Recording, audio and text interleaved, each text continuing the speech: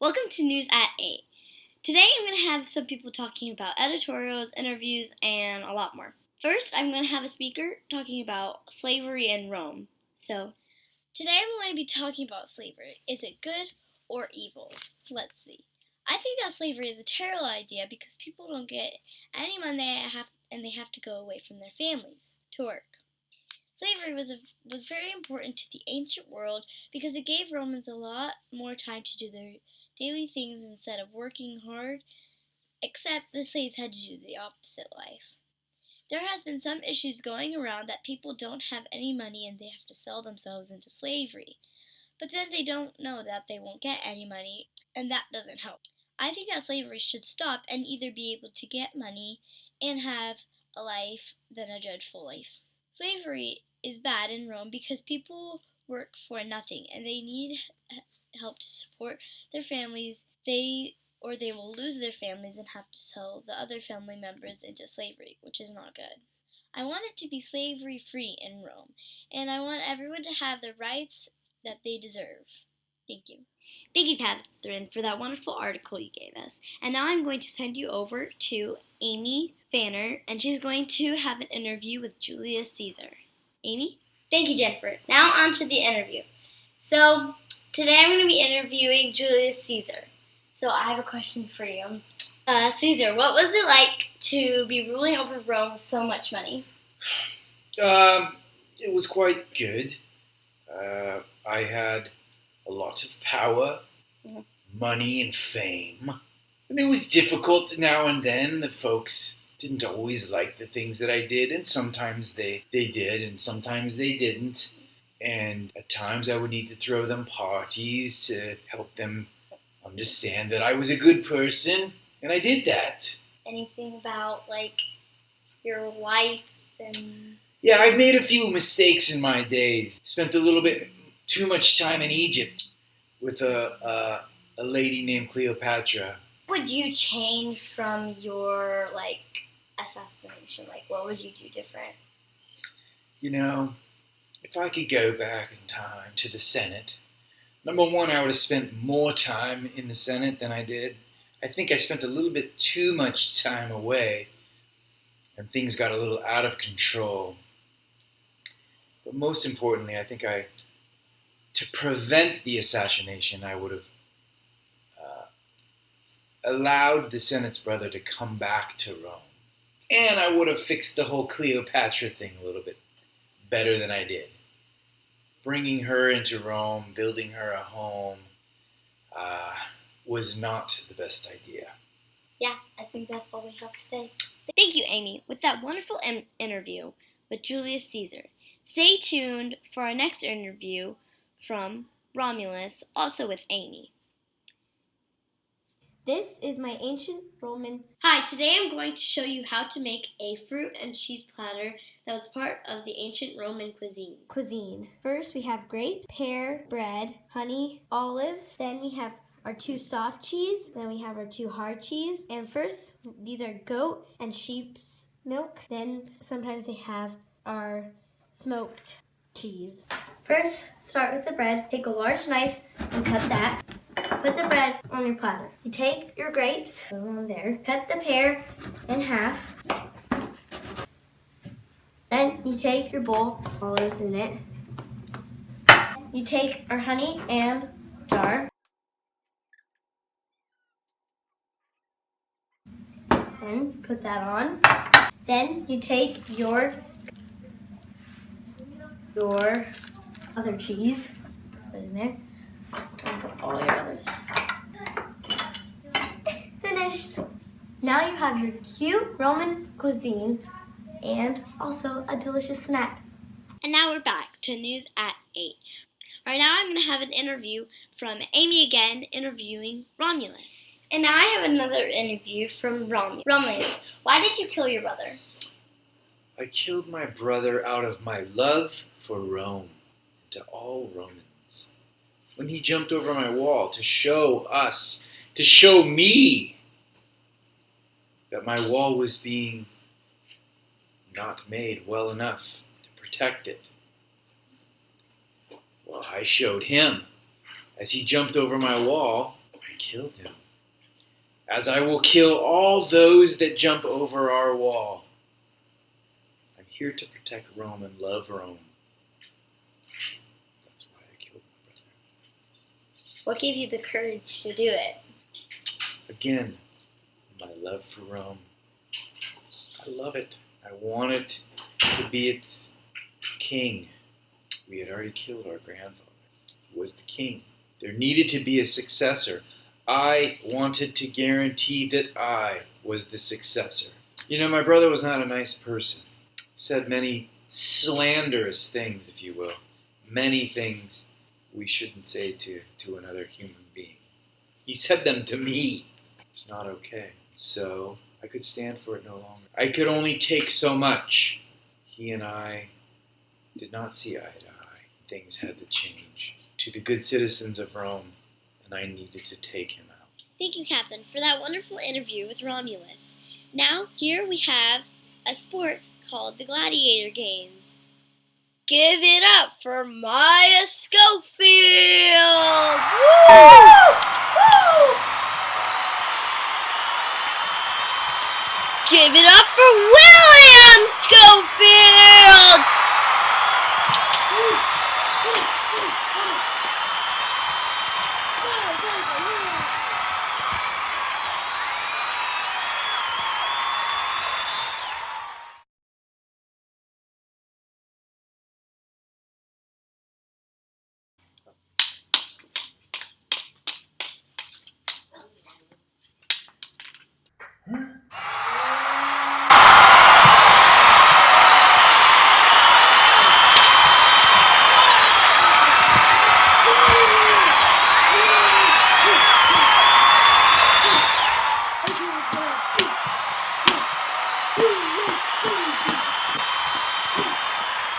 So now Lauren and Catherine are going to be talking about, first, Lauren will be talking about the Second Punic War, and Catherine will be talking about the cause of Roman fall. Today I'm going to be talking about an article going to be about Carthage being destroyed, the Punic War. In 218 through 201 BC, Hannibal was a general of the Roman army. Hannibal's father was named Hamilcar. He used to be a general, and every day Hannibal's dad would tell him, hate Rome. For a long time, Hannibal learned to hate Rome. Once Hannibal got older, he went marching to Rome with his soldiers and elephants. After that, once he got to Rome, and then because of his foolishness, he wasn't thinking. Hannibal was a little boy, and one day there was a party going on, and everyone was cheering, and Hamilcar, the father of Hannibal, was very angry. He stuck his sword into the fire, and the sword became very hot, and he took his son Hannibal's hand and burned him with the sword. And for the rest of Hannibal's life, he learned to hate Rome. Thank you, Jennifer. Cause of Roman fall. What went wrong? The reason of why Rome fell, because when war was going on, the little farmers had to go to war. The wives of the farmers wouldn't have a husband to take care of them. Wives would sell the farm to get money and go to the city. Once all the wives did that, because the husbands went to war, there was no way for farmers to have food, because the wives had moved away and the farmers had gone to war. Once the husbands came back from war, they would go back to their farms, not knowing that the wives had sold their farm. Now the farmers had to go find the wives and kids somewhere in the city on the streets. The Latifunia were the landowners, so when the wives sold the farms, the Latifunia kept getting more and more land, which means more and more money, which means more and more money. They were getting richer and richer. That means that they could have an unlimited amount of land, so the farmers were running out of options. So now I'm going to do an interview on Scipio Aemilianus. So, Scipio, give me a little description about yourself. My name is Scipio Milionis. I was the nephew of Scipio Africanus. I was the next general of Scipio Africanus. Or the greatest thing you've done? I accomplished many things to contribute to Rome. General of Scipio Africanus. I was smart, and I wanted the world of Rome to be perfect and beautiful. I accomplished many things to contribute to Rome. I died unknowingly, but I was assassinated, but also I did many, many things well. Again, I wanted to make Rome perfect. So, to one city, I wanted it to be perfect. After all the people were dead, my soldiers came in and they searched all over the city to find maybe valuable things, and we collected all this stuff. And when we did that, we burned the whole city down to just the ashes. Then after all the ashes were like down on the ground, we put salt over it so that no crops could grow for lots of years. And I wanted for Rome to be perfect. Did that.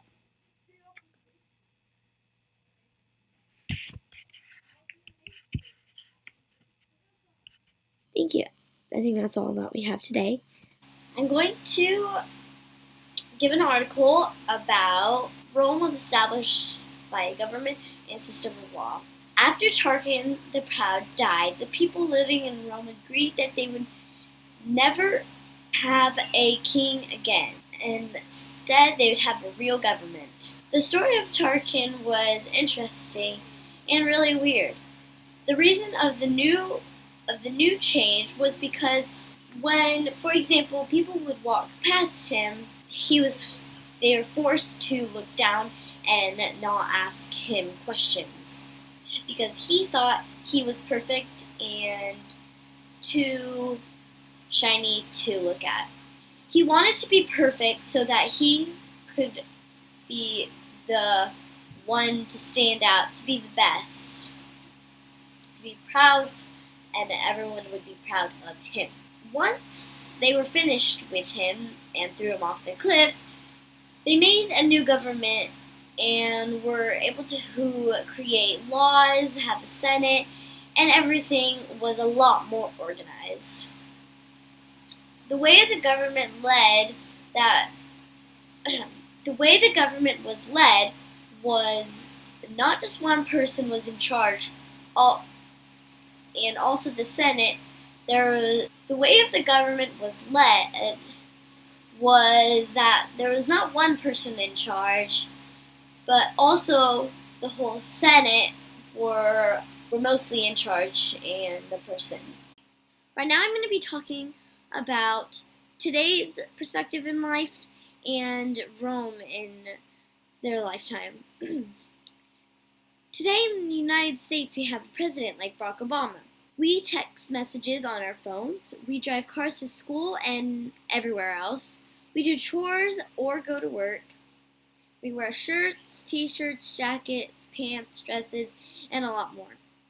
In Rome they have a dictator or a king, like Caesar, or if they were to communicate with someone, they would have to deliver a letter or go visit that person. They had to ride horses or carriages or just walk to school or do anything else. And their mother would teach the kids school. They had slaves and the slaves would work for them so they didn't have to do chores or go to work. And all Romans wore togas. Right now I'm going to be talking about the Golden Age of Pax Romana. Augustus was reformed. He built 82 temples and he made a city for people. He gave them jobs and homes. He was a very strong leader, loved and feared. He introduced the police force and lots of other things. The police force lowered the amount of crime that was going on. He gave Italians more benefits. He allowed the people from the Italians to be senators. He gave Italians more benefits. He allowed people to be senators, especially the Italians. Wanted people to be married. When everyone in his army or the people were not being protected at that time, they would find anything to build. Augustus made multiple cities outside the big city because there was not enough room in the main city. Gave each little city a governor that was ruling and a few senates. There are many people coming from all over the world that were paying taxes and to be a part of Rome. The city was expanding a lot. In 117 AD, the empire grew to 7 million people living in Rome. In Augustus's family, it was ruled in dynasty. Unfortunately, Augustus did not have a son or any children. To keep the dynasty going on, he had to adopt one. Unfortunately, each dynasty has an end of being assassinated or to something else. Thanks for watching News at 8.